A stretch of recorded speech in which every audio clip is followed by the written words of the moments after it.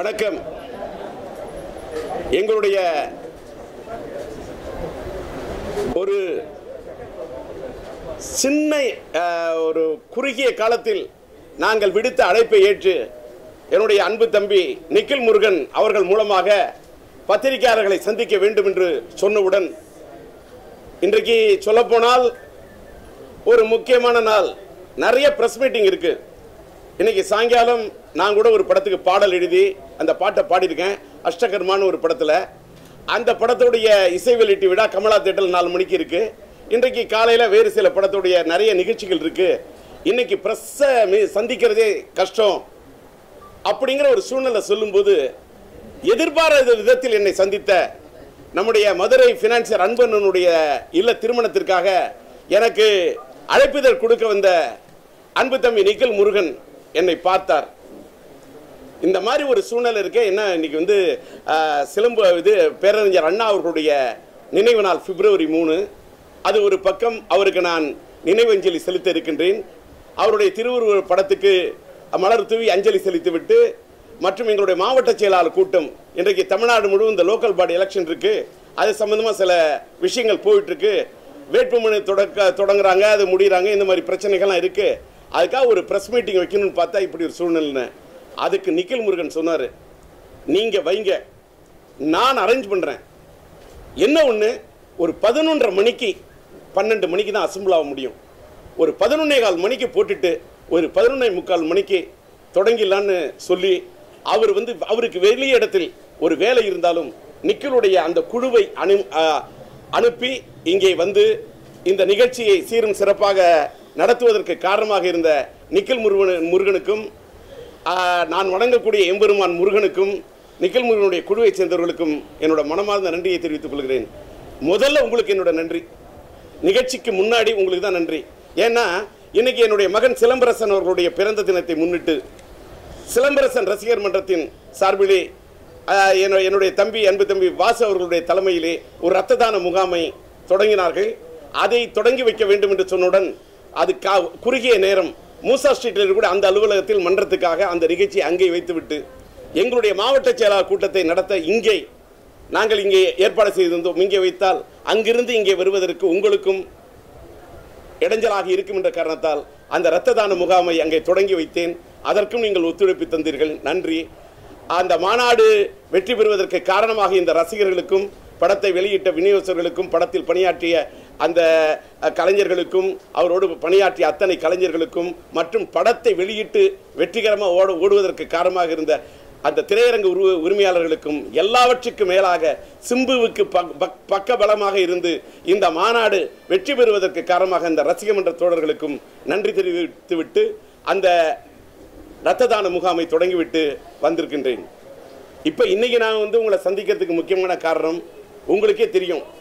தமிழ்நாட்டிலே இன்றைக்கு பேரறிஞர் அண்ணா அவர்கள் தொடங்கிய, அவர் மறைந்து விட்டாலும் கூட இன்னும் மக்களுடைய மனதில் நிறைந்திருக்கின்ற காரணத்தால் தான் 1947 இந்தியா சுதந்திரம் பெற்றது. 1967 ஆண்டு நடந்த தேர்தலிலே 47 தமிழ்நாட்டை இந்தியாவை விட்டு வெள்ளையரை வெளியேற்றினோம். 1967 இந்த நாட்டை விட்டு காங்கிரஸ் என்ற கொள்ளையரை வெளியேற்ற வேண்டும் என்று அண்ணா எடுத்த அந்த முடிவு, அண்ணாவுடைய கொள்கை. 1967 மறைந்துவிட்ட மூதறிஞர் ராஜாஜி அவர்களுடைய கூட்டணி அமைத்து காயிதே மில்லத் ஐயா அவர்களுடன் கைகோர்த்து மாப்போசி இத்தனை பேரோடு ஒரு கூட்டணி அமைத்தார். கூட்டணி அமைத்து அன்றைக்கு ஒரு மாபெரும் வெற்றியை, வீழ்த்த முடியாத காங்கிரஸை வீழ்த்தி காட்டினார் பேரறிஞர் அண்ணா. சாதாரண ஏழை எளிய மக்களுக்கு, பாமரனுக்கு, அழுக்கு சட்டை அணிந்தவனுக்கும், படிக்காத பாமரனை கூட கட்சிக்காரன் ஆக்கி அவனுக்கு உரிமைகளை பெற்று தந்த அண்ணா 1967 ஆட்சியை பிடித்தார். 1967 தொடங்கி இன்று வரை 2022 இருக்கிறோம். பிப்ரவரி 3 அண்ணாவுடைய இந்த நினைவு நாளிலே சொல்கிறேன், இன்று வரை தமிழ்நாட்டை அண்ணாவால் தொடங்கப்பட்ட திராவிட முன்னேற்ற கழகம் ஆண்டிருக்கும். இல்லையே அண்ணாவின் பெயரை தாங்கி, அண்ணாவின் இதய கனி, பொன்மன செம்மல், புரட்சி நடிகர், புரட்சி தலைவர், மக்கள் திலகம், மன்னாதி மன்னன், மன்னாண்ட மன்னன், நாடோடி மன்னன், நாடாண்ட மன்னன், கோட்டையை ஆண்ட மன்னன், கோடம்பாக்கத்தை ஆண்ட மன்னன் என்று வாழ்ந்த அந்த புரட்சி தலைவர் எம்ஜிஆர் அண்ணாவின் பெயரை தொடங்கிய அண்ணா திமுக இந்த நாட்டை ஆண்டிருக்கும். ஒன்று திமுக ஆளும், இல்லையேல் அண்ணா திமுக ஆளும், இல்லையேல் மாறி திமுக ஆளும். ஆனால் அண்ணாவால் தொடங்கப்பட்ட இந்த திராவிட முன்னேற்ற கழகமும் அண்ணா திராவிட முன்னேற்ற கழகமும் அந்த கூட்டணி தான் தமிழ்நாட்டை ஆண்டு கொண்டிருக்கிறது. இது வரலாறு. ஏன் இந்த வரலாற்றை சொல்கிறேன் என்று சொன்னால், ஒரு நாள் காலையிலே யாரும் அண்ணாவின் சாதனையோ, அண்ணா வழியில் வந்த கலைஞருடைய சாதனையோ, அதை போல அண்ணாவுடைய இதயக்கடியாக இருந்த புரட்சி தலைவர் எம்ஜிஆருடைய சாதனையோ, புரட்சி தலைவருடைய வழியிலே அவருடைய கொள்கையை கட்டி காத்த மறைந்துவிட்ட அந்த அம்மா புரட்சி தலைவி அம்மா அவர்களுடைய சாதனையோ, அவர்கள் மீது குறை இருக்கலாம், குற்றங்கள் இருக்கலாம், விமர்சனங்கள் இருக்கலாம். அதையெல்லாம் மீறி அவர்களும் கஷ்டப்பட்டு சாதனை செய்திருக்கிறார்கள். ஆனால் அவர்களின் பெயரை சொல்லி அண்ணா எந்த லட்சியத்துக்காக வாழ்ந்தாரோ அந்த லட்சியம் காப்பாற்றப்பட்டிருக்கிறதா? கேள்விக்குறி. அண்ணா யாருக்காக பாடுபட்டார்? அண்ணா தன் குடும்பத்துக்காக சொத்து சேர்க்கவில்லை. அண்ணா தன் குடும்பத்தை வாழ வைக்கவில்லை. அண்ணா குடும்பத்திலே கோடி கோடியாக சேர்க்கவில்லை. அது வேற. அதே போல இந்த மண்ணை விட்டு மறைந்து விட்டாரே புரட்சி தலைவர் எம்ஜிஆர், அவருக்கு வாரிசு இல்லை என்று சொன்னால் கூட தான் சம்பாதித்த சொத்தை எல்லாம் வாய் பேசாத காது கேளாத குழந்தைகளுக்கு எழுதிவிட்டு சென்றாரே. ஒரு காலகட்டத்திலே புரட்சி தலைவர் எம்ஜிஆரை கூட அவர் ஆட்சி கட்டிருந்த போது எதிர்த்தவன் நான். ஆனால் அவருடைய மறைவுக்கு பிறகு அவர் வாழ்ந்த வாழ்க்கையை பார்க்கும்போது, ஒரு காலகட்டத்தில் அவர் ஆண்ட போது அவரை நான் பார்த்த கோணமே வேற. ஆனால் அவர் வாழ்க்கையை முடித்து விட்டு சென்ற பின், அவர் மறைந்து இத்தனை ஆண்டுகள் ஆகிறது. 1987 ஆண்டு டிசம்பர் மாதம் மறைகிறார். இன்றைக்கு 2022. இத்தனை ஆண்டுகளுக்கு பிறகும் அவருக்கு ஒரு பேர் இருக்கிறது என்று சொன்னார். என்ன காரணம்? அப்படிப்பட்ட தமிழ்நாடு. அதனால் இந்த அண்ணாவுடைய நினைவு நாளில் எங்களுடைய மாவட்ட செயலாளர் கூட்டத்தை லட்சிய திராவிட முன்னேற்ற கழகத்தின் நான் எதை இழந்தாலும் இழப்பேன். என்னுடைய லட்சியத்தை இருந்து வரை நான் இழந்ததில்லை. லட்சியம்னு போட சொன்னா கூட சில பத்திரிகையில் ஈ போட மாட்டாங்க, லா தான் போடுவாங்க. ஆனால் நாங்கள் இலட்சியத்துடைய இராஜேந்திரன் கையெழுத்து போட்டால் கூட ஈ போட்டு தான் இராஜேந்திரன் போடுறேன். ரயில் பயணங்கள் டைட்டு வைத்தா கூட இரயில் பயணங்களில் தான் வச்சேன். அது என்னோட உணர்வு. ஆனால் இன்றைக்கு தமிழ்நாட்டில் இருக்கக்கூடிய இந்த சூழ்நிலையில் இப்போ இந்த லோக்கல் பாடி உள்ளாட்சித்துறை தேர்தல் நடக்குது. அதில் நிற்கணும், நாங்கள் போட்டி போடணும், நாங்கள் வேட்புமனு தாக்கல் பண்ணணும், எங்களுக்கு தலைமை கழகத்தில் இருந்து அனுமதி வேண்டும் என்று சிலர் கேட்டபோது என்னுடைய கொள்கையை சொல்கிறேன். இன்னைக்கு ஒரு நாட்டில் நிலவக்கூடிய நிலைமை, பொங்கலுக்கெல்லாம் கோயில் மூடப்பட்டது சார். பொங்கலுக்கெல்லாம் கோயில் மூடப்பட்டது, மத ஆலயங்கள் மூடப்பட்டது, மசூதிகள் மூடப்பட்டது. ஆனால் டாஸ்மாக் கடை திறந்திருந்தது. என்ன கொள்கை இது? அதாவது மத ஆலயங்களுக்கு மசூதிகளுக்கு அங்க மக்கள் வந்தா அவங்களை கொரோனா தொற்றிக் கொள்ளும். டாஸ்மாக் கடைக்கு வந்தாக்கா அவர்களை கொரோனா தொற்றிக் கொள்ளாதா? ஒமிக்ரான் தொற்றிக் கொள்ளாதா? எங்க பார்த்தாலும் வந்துருச்சு ஒமிக்ரான். தமிழ்நாட்டிலே மக்கள் தவிக்கிறான், பாமரன் தவிக்கிறான், வேலைக்கு போக முடியவில்லை, பாமரன் துடிக்கிறான், கண்ணீர் வடிக்கிறான். ஆனால் டாஸ்மாக் கடையில் குடிகாரன் மட்டும் குடித்துக் கொண்டிருக்கிறான்.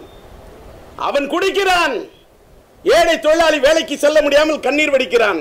இதெல்லாம் வேதனையா இருக்கு. நான் இந்த பதிவை எதுக்கு பண்றேன்னா, மத ஆலயங்கள் மசூதிகளை மூடி வச்சீங்கன்னா மக்கள் குறை எங்க போய் சொல்ல முடியும்னு குரல் கொடுக்கிறேன். இன்னைக்கு சினிமாவுக்கு 8% இந்தியா முழுவதும் ஒன் இந்தியா ஒன் டாக்ஸ் எங்களுக்கு வேண்டும். தமிழ்நாட்டில் மட்டும் ஏன் லோக்கல் பாடி டாக்ஸ் 8% நீக்க வேண்டும் என்று ஒரு போராட்டம் நடத்துகிறோம், ஒரு கவன ஈர்ப்பு போராட்டம் நடத்துகிறோம். வள்ளுவர் கோட்டத்தில் குரல் கொடுத்தோம், 8% நீக்க கொடுக்கணும், சினிமா வாட வைக்கணும்னு. ஜிஎஸ்டி வரி குறைக்கப்பட வேண்டும், மத்திய அரசுக்கு குரல் கொடுத்தோம், கோரிக்கை வைத்தோம். அது மட்டுமல்ல, உலகம் முழுவதும் பிபிஎஃப் சார்ஜ் நீக்கப்பட்டு விட்டது. ஆனால் தமிழ்நாட்டில் மட்டும் தமிழ் திரைப்பட தயாரிப்பாளர் செத்து சுண்ணாம்பாக்கி கொண்டிருக்கிறார்கள். இப்ப இடையில தியேட்டர் திறந்தாங்க, மாநாடு ஓடிச்சு, வெற்றிகரமா ஓடிச்சு. இப்ப திரும்ப தியேட்டர் மூடுறாங்க, ஞாயிற்றுக்கிழமை ஷோ கிடையாது, இரவு ஊரடங்கு எல்லாம் சொன்னீங்க. இப்ப நாடாளுமன்ற இது உள்ளாட்சித்துறை தேர்தல் என்று சொன்னவுடன் எல்லாம் திறக்கப்பட்டிருக்கிறது. அப்ப தமிழ்நாட்டை விட்டு இந்த கொரோனா விடைபெற்று சென்று விட்டதா? தொற்று நோய் இனிமேல் வரமாட்டோம், நாங்கள் வெளிநாட்டுக்கு செல்கிறோம், வெளியூருக்கு செல்கிறோம் என்று உத்தரவாதம் கொடுத்து விட்டதா? யாரும் முகமூடி அணிய வேண்டாம், உள்ளாட்சித்துறை தேர்தல் நடத்தப்படலாம். இந்த தேர்தல் நடத்தப்படுகின்ற வரை நாங்கள் மார்ச் மாதம் வரை மார்ச் பாஸ் நாங்கள் வெளியே போகிறோம் என்று இந்த கொரோனா விடைபெற்று சென்று விட்டதா? மக்கள் கேள்வி கேட்கிறான், நான் கேட்கல. உடனே டிஆர் இப்படி பேசிட்டார். நோ, இன்னைக்கெல்லாம் இது யூடியூப் காலம், இது இன்ஸ்டாகிராம் காலம், இது ட்விட்டர் காலம், இது பேஸ்புக் காலம், இது வாட்ஸ்அப் காலம். மக்கள் வாட்ஸ்அப்ல கேள்வி கேட்கிறான். முன்னெல்லாம் விமர்சனம் பண்ணணும்னா, ஆட்சியை விமர்சனம் பண்ணணும்னா அரசியல் கட்சி தலைவர் வேணும். இன்னைக்கு அரசியல் கட்சி தலைவர்கள் கூட வாய் திறக்கிறது இல்ல. யூடியூப்ல கேள்வி கேட்கிறாங்க மக்கள், பதில் சொல்லணும். உண்மையிலே சிந்திக்க வேண்டிய கேள்வி. இப்படி ஒரு சூழ்நிலை இருக்கு. இதுல ஒரு உள்ளாட்சித்துறை தேர்தல் நிக்கணும்னா ஒரு வார்டு செயலாளர் நிக்கணும் 1.5 கோடி ரூபாய் சார். நான் திராவிட முன்னேற்ற கழகத்தின் முன்னாள் கொள்கை பரப்பு செயலாளர். எனக்கு சொல்றாங்க 1.5 கோடி ரூபாய் ஒரு வார்டுக்கு செலவு பண்ணா, அப்ப அந்த வார்டுக்கு ஜெயித்து வரக்கூடிய கவுன்சிலர் எத்தனை கோடி சம்பாதிப்பாங்க? யார்கிட்ட பணம் எடுப்பாங்க? யாரோட பணம்? மக்கள் வரி பணம். ஒரு பொங்கலுக்கு தொகுப்பு கொடுத்தா அந்த பணம் கூட 5000 தரன்னு சொன்னதும் தரல, 2500 தரீங்களா? ஏன் தரல? மக்கள் கேட்கிறாங்க, நான் கேட்கல. கொடுத்த பொருள்கள் தரம் இல்ல, நான் கேட்கல, மக்கள் கேட்கிறாங்க. நீட்டு தேர்வை ரத்து பண்ணணும்னு சொன்னீங்க, ஏன் பண்ணல? மக்கள் கேட்கிறாங்க. லாவண்யா என்ற ஒரு பெண் தற்கொலை செய்து கொண்டு இறந்து விட்டாரே, ஏன் இந்த நிலை? கட்டாய மதமாற்றமா? காவல்துறை விசாரணை வேண்டும் என்று சொன்னவுடன் சரியான விசாரணை கிடைக்கவில்லை என்று சிபிஐக்கு மாற்றப்பட்டிருக்கிறது. நான் கேட்கல, என்ன காரணம்? மக்கள் கேட்கிறாங்க. ஆனா நாங்க கேட்க வேண்டிய காலத்துல, கேட்க வேண்டிய நேரத்துல கேட்கணுங்கிறதுக்காக தான் நீங்க மாவட்ட செயலர் கூட்டத்தை போட்டு இந்த தேர்தலுக்கு தயவு செய்து யாரும் போவாதீங்க. ஏன்னு கேட்டா, ஒரு கவுன்சிலருக்கு 1.5 கோடி செலவு பண்ணா பணம் படைத்தவர்கள் இருக்கலாம், அந்த பதவியை வைத்துக் கொண்டு சம்பாதிப்பவர்கள் நிற்கலாம். உங்களுக்கு வேண்டாம். உடனே நம்மள யாரு என்ன கவலைப்படாதீங்க. இன்னைக்கு பிப்ரவரி 3 பேரறிஞர் அண்ணா அவருடைய நினைவு நாள், என் மகன் சிலம்பரசன் பிறந்த நாள். அவர் இன்னைக்கு மாநாடுல ஒரு ஸ்டேஜை கொண்டாந்து நிறுத்தி அவர் வழியில போறாரு. ரசிகர் மன்றம் வேறு வழியில் போகிறது. நீங்கள் இந்த பிப்ரவரி 3ஆம் தேதியிலிருந்து சொல்றேன், அடுத்த பிப்ரவரி 3 வரைக்கும் ஓராண்டு காலம் எடுத்துக்கொள்வோம். செப்டம்பர் 15 பேரறிஞர் அண்ணாவுடைய பிறந்த தினம். அது வரை கட்சியுடைய கட்டமைப்பை வளர்த்துக் கொண்டு வாருங்கள். இன்னும் 2 ஆண்டு காலத்தில் நாடாளுமன்ற தேர்தல் வருகிறது. அப்ப என்ன முடிவெடுக்கணும் என்பது அப்போது சொல்கிறேன். முதல்ல நமக்கு கட்டமைப்பு வேணும், ஜாதகத்தில் வேணும் கட்ட அமைப்பு. ஒரு கட்சியை நடத்தணும்னு சொன்னா, குரல் கொடுக்கணும்னு சொன்னா, ஆட்சி பிடிக்கிற பதவி நமக்கு நோக்கமே இல்லை. மக்களுக்காக உதவி பண்ணும், மக்களுக்காக ஒரு போராடணும், ஒரு கொடி பிடிக்கணும், ஒரு குரல் கொடுப்போம், ஒரு கோஷம் போடுவோம். நான் ஆட்சியை பிடிப்பதற்காக அரசியலுக்கு வந்தவன் அல்ல. ஆட்சியை யார் இருந்தாலும் முதுகெலும் போடு தட்டி கேட்க வேண்டும் என்பதற்காக அரசியலுக்கு வந்தவன். நான் முதலமைச்சர் கனவிலே அரசியலுக்கு வந்தவன் அல்ல. முதலமைச்சராக யார் இருந்தாலும்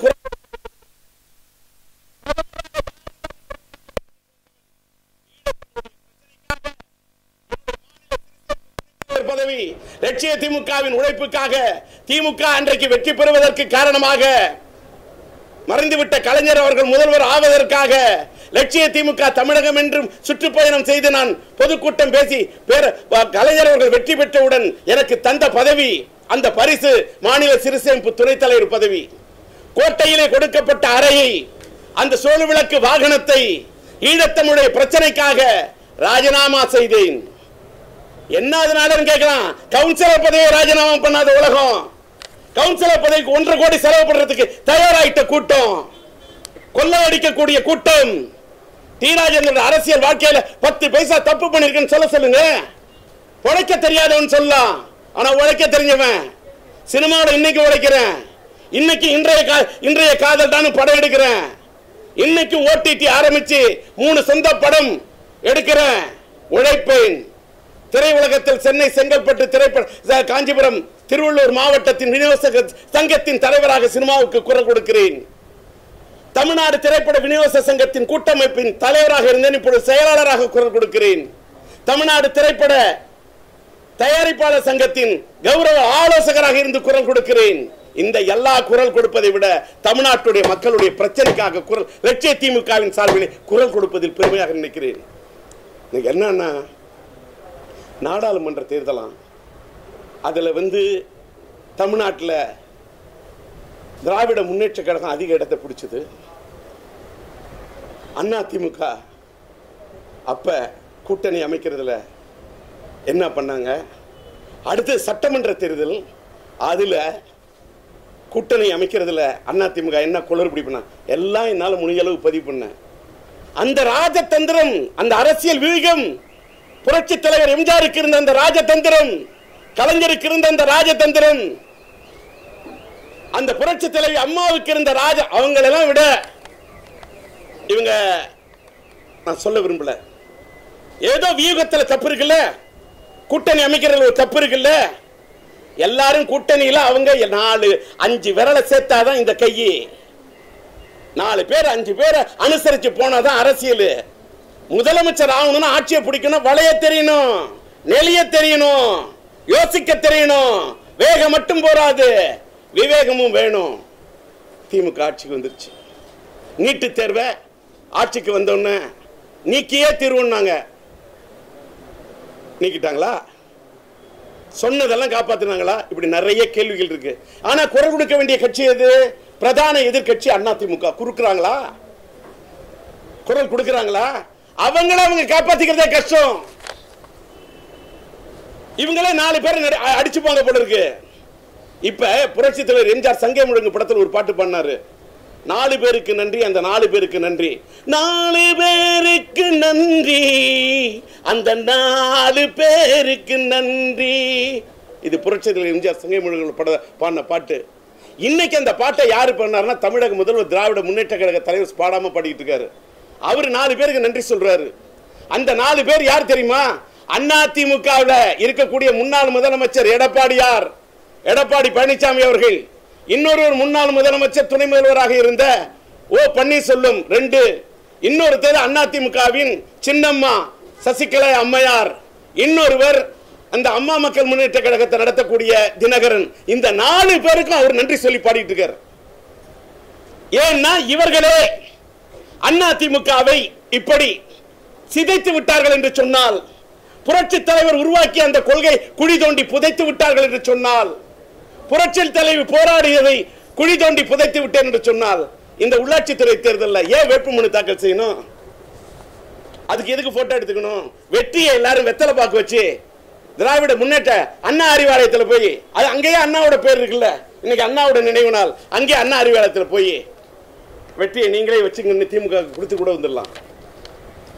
இதுல பிஜேபியோட கூட்டணி இல்ல, அவங்க தனித்து. இந்த அதனால நான் என்ன முடிவு பண்ணேன்னா, இந்த உள்ளாட்சித்துறை தேர்தலில் நீங்க நில்லுங்க, உட்காருங்க, நீங்க படுத்துக்குங்க, இல்ல பாடா படுத்துங்க, நீங்க பண பட்டுவாடா பண்ணுங்க, என்ன வேணா பண்ணீங்க. நான் அதை பத்தி வருத்தப்படல. என் வேதனை எல்லாம் என்னன்னா, இப்பதான் நான் முக்கியமா ஃபீல் பண்றேன். ஈழத்தமிழுடைய பிரச்சனைக்காக நான் ராஜினாமா பண்ணது அந்த நான் இன்னைக்கு இலங்கையில் உங்கள் எல்லாருக்கும் தெரியும், ஈழத்தமிழர்களுடைய பிரச்சனை, அந்த எக்கனாமிக்கல் கிரைசிஸ், பொருளாதார நெருக்கடி, அங்கே பண வீழ்ச்சி, மக்கள் கஷ்டப்படுறான். முட்டைக்கோசு 300 ரூபா விளைன்றான். ஒரு டீ குடிக்கணும் கூட மக்களுக்கு வழி இல்லை. பர்டிகுலராக இலங்கையே கஷ்டப்படுது, ஸ்ரீலங்கன் பீப்புள் கஷ்டப்படுறாங்க. அதில் சிங்களவர்களை விட எங்களவர்கள் கஷ்டப்படுறாங்க. சிங்களவர்களுக்காக உதவி பண்றதுக்கு அந்த அரசு இருக்கு, எங்களவர்கள் தமிழர்களுக்கு உதவி பண்றது யாருமே இல்லை. ஒரு வேதனையான நிலைமை. சோத்து கூட வழி இல்லாம கஷ்டப்படுறான், கண்ணீர் வடிக்கிறான். தமிழ்நாட்டில் உள்ளாட்சி தேர்தலுக்கு எல்லாரும் போட்டி போட்டு இருக்கான். குரல் கொடுக்க ஒருத்தர் இல்லையா? பேச மாட்டீங்களா? கேட்க மாட்டீங்களா? வார்த்தைக்கு வார்த்தை, பேச்சுக்கு பேச்சு, தமிழ் தமிழ் தமிழை வாழ வைக்கிறீங்களா? ஈழத்தில் இருக்கக்கூடிய தமிழர்களை வாழ வைக்க மாட்டீங்களா? குரல் கொடுக்க மாட்டீங்களா? அங்கே இருக்கக்கூடிய என்னுடைய சகோதரனும் சகோதரியும் பட்டினி கிடக்குறாங்க. they are suffering. யார் உங்களுக்கு உதவா? நான் காங்கிரஸ் நம்பல. இன்னை வரைக்கும் திமுக பக்கம் போய் கூட்டணி பக்கமே ஏன் போல, காங்கிரஸோடு கை கோத்த திமுக பக்கம் போல, அண்ணா அறிவாளன் பக்கம் போல, போக மாட்டேன். ஈழத்தமிழர்களுக்கு துரோகம் பண்ண காங்கிரஸ் பக்கத்தில் போய் நிக்க மாட்டேன்னு இன்னைக்கு வரைக்கும் வாழ்ந்தனா? இன்னைக்கு தமிழர்களுக்கு உதவி வேண்டும் என்று, ஈழத்தமிழர்களுக்கு நீங்க வாழ வைக்க வேண்டும் என்று தமிழக முதல்வருக்கு கோரிக்கை வைத்த கேட்பாரா? தமிழ்நாட்டில் 8% சினிமாவுக்கு குறைச்சு விடுங்க, சினிமா வாழவங்கன்னு குரல் கொடுத்தோம். இன்னைக்கு ஈழத்தமிழர் வாழவங்கன்னு குரல் கொடுத்தா எங்க போய் குரல் கொடுக்க முடியும்? பிபிஎஃப் சார்ஜ் நீக்கி கொடுங்க, குரல் கொடுத்தோம். இன்னைக்கு ஈழத்தமிழருக்காக குரல் கொடுத்தா கூட காங்கிரஸ் கூட்டணி என்ன செய்வாங்க? ஆனால் என்னன்னு கேட்டாக்கா, இந்த கோரிக்கை இப்ப நான் எங்க வைக்கிறேன்னா என்ன கேட்டாக்கா, in front of the Prime Minister of India, Honorable Prime Minister of India, Narendra Modi ji, I want to put this appeal. I want to request our Prime Minister, in this condition, because of the economical condition, the economical crisis in Sri Lanka, the Sri Lankan people totally they are suffering. Particularly our Tamilian, they are starving, they are suffering, they are shed the tears and the blood. Our Honorable Indian Prime Minister, I am requesting you, I put the prayer in front of you. You should save our Tamilians. You should save our Sri Lankan people. As a father of India, as a father of the nation, as a father of this Bharatatai, I request you to please save our Tamilians in Sri Lanka. I am having the trust with you. I am not ready to believe the so-called, the previous ruling party of India. I am not ready to believe the Congress party. But I trust our Prime Minister Narendra Modi ji, so that only I have put this prayer in front of you for the welfare of our Sri Lankan Tamilians. I request you, I put the prayer. First I have spoken in Tamil, after that I have spoken in English. Without using the Tamil word, I have spoken in English. These words, he should reach the Delhi, the capital city of India, so that only I have spoken in English. Now, for the sake of for the welfare of my Sri Lankan Tamilians, I have spoken in English. Not only in English, I want to talk few words in Hindi also. हमारा प्रधानमंत्री से मेरी प्रार्थना है, इस पंचायत चुनाव से मेरा कुछ भी नहीं। श्रीलंका में भूख से मरने वाले मेरा भाइयों और बहन को बचाइए, बचाइए। यही मेरी चिंता है और यही मेरी प्रार्थना भी। आप पर भरोसा है। धन्यवाद, धन्यवाद। So that I want to put my prayer to our Honorable Prime Minister of India, Narendra Modi ji. In this condition, in this situation, our Sri Lankan people, they are suffering. We should save the people. In this situation, we should think about the Sri Lankan Tamilians, so that only to put the prayer in front of the Prime Minister, I have called all the press people. Thanks a lot for your எங்களுடைய இன்விடேஷனை கேட்டுக்கொண்டு அடைத்த குரலுக்கு நீங்கள் வந்து எங்களுக்கு ஆதரவு கொடுத்ததற்கு எங்களுடைய லட்சிய திராவிட முன்னேற்ற கழகத்தின் சார்பாக நாங்கள் நாடாளுமன்ற தேர்தலை நோக்கி நாங்கள் சந்திக்க வேண்டும் என்று சொன்ன எங்கள் கட்சியை வளர்க்க, கட்டமைப்பை வளர்க்க ஓராண்டு காலம் டைம் எடுத்துக்கிறோம். செப்டம்பர் 15 அண்ணா பிறந்த தினம் வரைக்கும் போராட்டத்துக்கு டைம் எடுத்துக்கிட்டு இருக்கோம்.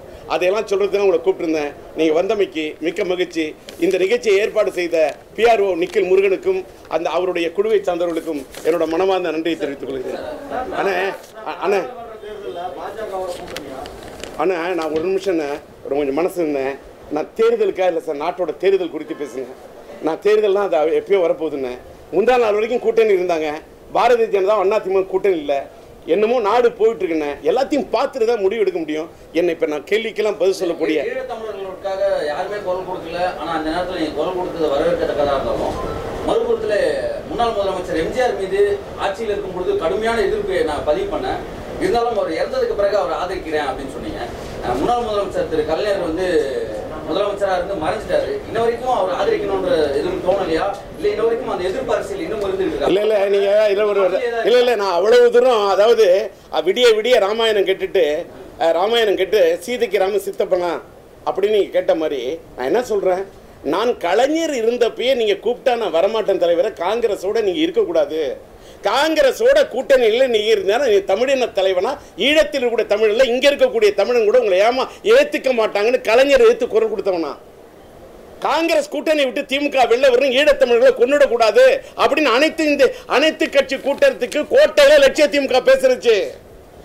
தம்பி ராஜேந்தர் சொல்ற மாதிரி பாராளுமன்றத்தில் இருக்கக்கூடிய காங்கிரசுக்கு கொடுக்கக்கூடிய ஆதரவை திமுக தம்பி டி ராஜேந்தர் பேசிய லட்சிய திமுக தம்பியின் பேச்சு ரத்தம் எல்லாம் சூடாகிறது. ஏதோ எழுதுறாரு, முரசில் கட்டெழுதுறாரு. பதவி ராஜினாமா பண்ண கடிதம் வாங்கினாரு. காங்கிரஸோட கூட்டணி இருக்காத தலைவா, போனீங்கன்னா உனக்கு கெட்ட பேர் ஆயிடும். தமிழின தலைவர்னு உன்னோட பேர் கெட்டு போயிடும். இன்னைக்கு ஸ்ரீலங்காவில் தமிழர்களுக்கு மத்தியில், சில தமிழர்களுக்கு மத்தியில் என் தலைவர் கலைஞர் பேரு படக்கூடிய பாட பாத்தீங்களா? அவர் படத்துக்கு கிடைக்கக்கூடிய மரியாதை பாத்தீங்களா? காங்கிரஸோடு கூட்டணி வச்சிருந்த திமுக பக்கமே போல சார், கலைஞர் இருந்தப்பே போல சார். நான் சொல்றேன், கலைஞர் மட்டும் காங்கிரஸோடு இல்லாம இருந்தா வெறும் சட்டமன்ற உறுப்பினரா கடற்கரையில் தூங்க மாட்டார் சார். அவருக்காக நான் குரல் கொடுத்திருப்பேன் சார், நான் பேசியிருப்பேன் சார். கலைஞர் முதலமைச்சராக இருந்திருப்பார் சார். கலைஞரை முதலமைச்சர் ஆள விடாம தடுத்தவங்க எல்லாம் இன்னைக்கு கலைஞருடைய கூட்டணியில் இருக்காங்க சார். குறையல. ஈழத்தமிழர்களை பழி வாங்கிய காங்கிரஸ் மேல கோபம் இருக்கு. அவங்களோட துணை போன என் தலைவரா இருந்தாலும், என் குருவா இருந்தாலும், என் ஆசானா இருந்தாலும் நெற்றிக்கண்ணை திறப்பினும் குற்றம் குற்றமே என்று உரைத்த நக்கீரன் பரம்பரையில் வந்தவனாக எனக்கு அந்த ஆதங்கம் இருக்கு. அவர் மேலே இருக்கு. ஈழத்தமிழர் விவகாரத்துல காங்கிரஸ் மீது கடுமையா கோபம் கொள்றீங்க. நேற்று நாடாளுமன்றத்தில் காங்கிரஸ் எம்பி திரு ராகுல் காந்தி தமிழகத்துல ஒருபோதும் பாஜகவால் ஆள முடியாதுன்னு சொல்லியிருக்காரு சார். இந்த ஸ்டேட்மெண்ட் எப்படி பாக்குறீங்க? முதல்ல இந்தியா லெவல்ல ஒரு காங்கிரஸ் விளக்க சொல்லுங்க, ஸ்டேட்மெண்ட் கொடுக்கலாம். For that statement I don't want to give any argument. Already Tamil Nadu people, the Indian people, they are having the judgment about the Congress. நான் கேக்குறேங்க, ஈழத்தமிழர் பிரச்சனையை விட்டுருங்க. இன்னைக்கு பிஜேபியில டிமானிட்டைசேஷன் வந்தது, எவ்வளவோ பிரச்சனைகள் வந்தது, இவ்வளவு ப்ராப்ளம் நடக்குது. காங்கிரஸ் என்ன பண்ணுது? பூந்தோட்டத்தில் பூ பறிக்குதா? பூந்தோட்டத்தில் பூ பறிக்குதா? இல்ல அண்ணாரி வளத்தில் போய் அர்ச்சனை பண்ணிட்டு இருக்கா? தமிழ்நாட்டில் ஜெயிக்கலாம். தமிழ்நாட்டு கதை வேற எங்கேயும் செல்ல பருப்பு. ஏன் வங்காளத்துடைய சிங்கம், அந்த பெண் சிங்கம் இருக்க மம்தா பானர்ஜி, அந்த குரல் கூட உங்களால் கொடுக்க முடியலையே. மம்தா பானர்ஜியோட குரல் கொடுக்க முடியலையே. ஒரு பெண் சிங்கம். ஏன் ராகுல் காந்தியோட அம்மாவும் சிங்கம் தானே, பெண் சிங்கம் தானே. சோனியா குரல் கொடுக்கட்டுமே. காங்கிரஸை காப்பாற்ற சொல்லுங்க சார், அப்புறமா நீங்க இந்தியாவை காப்பாற்றலாம் சார். எனக்கு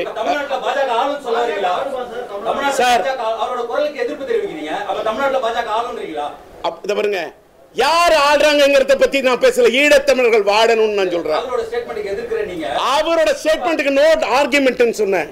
All the people, they are having their judgment in சொல்றேன். Try to understand the words of T. Rajendra. Try to understand the punch of the T. Rajendra. Try to understand the language of T. Rajendra. Try to understand the meaning of the language command of T. Rajendra. நீங்க understand பண்ணீங்க. இல்ல நீங்க understand பண்ணீங்க. ராகுல் காந்தியோட இந்த statement குறிப்பா நீங்க என்ன சொல்றீங்க? தமிழ்நாட்டுல பாஜக ஆளாது அப்படினு சொல்றாரு. நீங்க என்ன சொல்றீங்க? ஆளுமா ஆளாதா? அவர் ஆளாது என்று சொல்வதற்கு காரணம், இதுவரை பிஜேபி கடைபிடித்த அப்ரோச்சில் தவறு இருந்திருக்கலாம். இனிமே அவங்களோட அப்ரோச் எப்படி இருக்குங்கிறத பார்த்து தான் முடிவு பண்ணும். முதல்ல இங்க இருக்கக்கூடியவர்களோட அப்ரோச்சை குறித்து டெல்லியில் இருக்கக்கூடிய பிஜேபி சரியான முடிவெடுக்காவிட்டால் தாமரை பூப்பதற்கு இவர்கள் தடாகத்திலே தண்ணீர் ஊற்ற மாட்டார்கள். நான் அப்படி எப்படி அதாவது அவர் இப்பதான் வந்து இல்லங்க அண்ணாமலை ஐயா இப்பதான் வந்திருக்காரு. அவரு தான் இன்னைக்கு உணர்வோட குரல் கொடுத்துக்கிட்டு இருக்காரு. இல்ல சார், நான் சொல்றது வந்து அவங்களோட அப்ரோச் என்று சொன்னால் இன்னைக்கு 4 எம்எல்ஏ வரைக்கும் பிஜேபி வளர்ந்துருக்கு சார். இன்னும் வளரணும்னா அவங்களோட அப்ரோச்ல மாற்றம் சார். நான் இன்னொன்னு சார், அந்த கட்சியோட அவங்களோட கட்சி இருக்கு.